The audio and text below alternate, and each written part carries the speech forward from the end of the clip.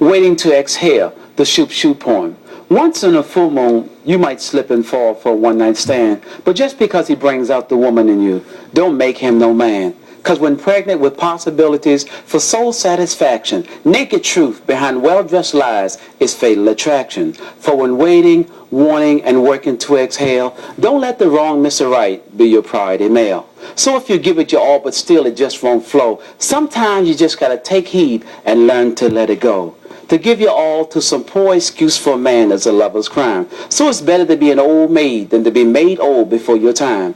When you've learned how to not live a lovable lie, you don't have to hold your breath when waiting for that ribbon in the sky. If you don't love God, you can't love yourself. And if you don't know who you are, you can't love nobody else. For when waiting, wanting, and working to exhale, don't let the wrong Mr. Right be your priority male. Because nobody wants to give their all just to fall flat on their face and fail. So the whole world is in a waiting room, and everybody's waiting to exhale. Hi, I'm Danny Queen. Welcome to another exciting edition of Color Me Poetry. Also, I'd like to take this time to introduce my new product, which is a brand new CD and simply entitled Namesake of the Show, Color Me Poetry, the soundtrack to a dream. And I'll tell you a little bit more about it later in the show and where you can get it. First, I'd like to take this time to introduce my guest in the person of Mr. Demitri Kornegay. Kornegay. And also my other guest, while we're at it, Dr. Henderson. Dr. Henderson, welcome to Color Me Poetry. It's a pleasure to be here. And Brother Eric-Webb, welcome. Y'all speak up, brother. How you doing? We're all right. It's going to be all right. It's going to be all right. Brother, let's talk about your book, the title of your book. Hold that book up, brother. I want people to see this. Good title. It's called Dear Rhonda. 12 Letters to My Daughter and Her Sisters. Let's talk about it. All right, let's talk about it. That book is actual letters. Every chapter is, in fact, a letter. That I actually did write, in fact, to my daughter. I found myself, her mother and I are divorced, but I'm one of those fathers who is, I guess, the anti what's accepted in the media today. In other words, you're not just a daddy. You're a father. I'm a father. Exactly. I keep up with my daughter. We live in the same city. I call her every morning. She calls me every evening when she gets in. I spend time at her schools.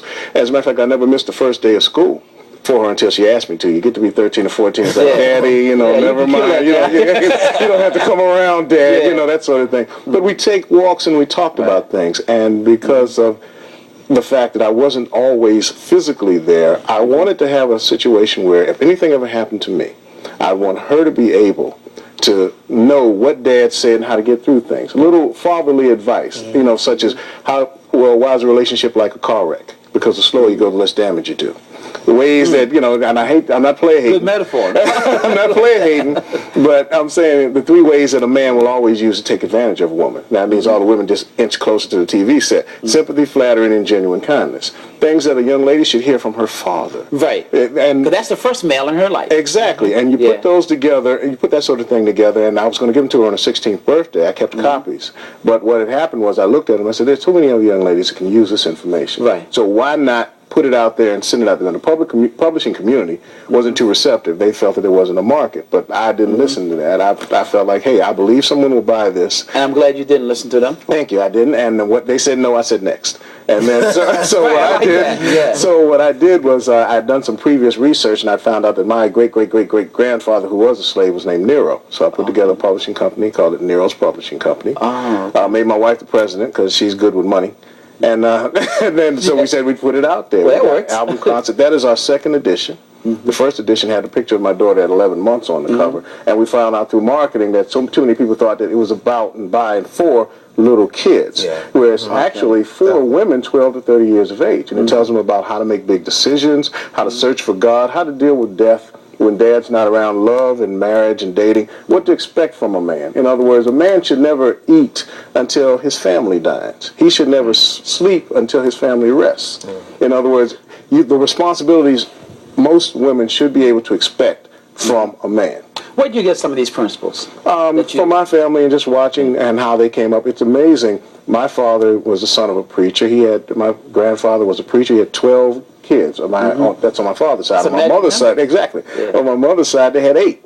And the thing was, they didn't have any degrees or this, that, the other, but all of their children came up, none of them wound up in jail, and they knew how to raise their children, and they came through. And I watched just from the way they did things, and that's how you learn. When I think about my mother and my grandmother, and the way my grandmother raised me, See, Grandma didn't know anything about, you know, they say the scientific stuff and all that. And psychology, you know what I'm saying? Right. She just raised a child. Exactly. My grandmother knew rheumatology, slapology, and stickology.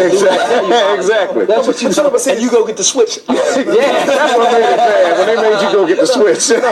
But you know what? See, the interesting thing is that our grandmothers had that mother's wit. Right. Exactly. You know, and they had that special sense. You know, and so some of these things comes along with age. You know, whereas these days you got young come along with age. Yeah. But then we had old grandmothers then. Exactly. But now we had grandmothers still finger popping at 35 years old. Grandmother, 35, 40 years old. Grandmothers The classics. Grandmother's still finger popping, wearing spandex, and wearing tube tops. You know, that's just a bit much now. To be a grandma. So we need to get back to where the point where we can have some old grandparents again. The child need to be able to sit on the lap of their grandparents and learn. Lap time is very important. Dr. Francis Cress Walton talks about lap time. Yes. Because sometimes I come from a family of 10. There were so many kids coming so quick that you didn't have enough lap time. Yeah. So you grew up wanting and needing, you know? Yeah, see, you know, interesting thing, because my book is entitled A Collector's Item, Writing for and About and Two Black Women.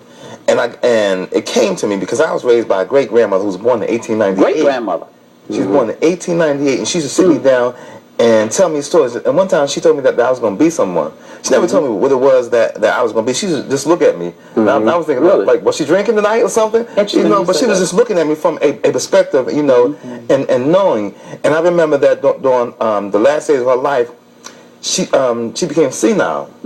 And I had to take pictures in there and work with her day after day just so that she could recognize who I was. And when she used to drift away, I keep saying, "Who am I? Who am I?" And she just give me that look and she'd say my name. Right. You know, so during her last days, I took care of her. You know, I bathed and I did certain kind of things to make sure that at least she left here knowing, because our tradition is not to put our grandparents and our parents in nursing homes. That was never part of our tradition. I want you to be commended for that, because you don't find too many great-grandchildren that would actually sit there and take care of grandma. You stop and think about that. You don't have, there isn't that connection we were talking about a little bit.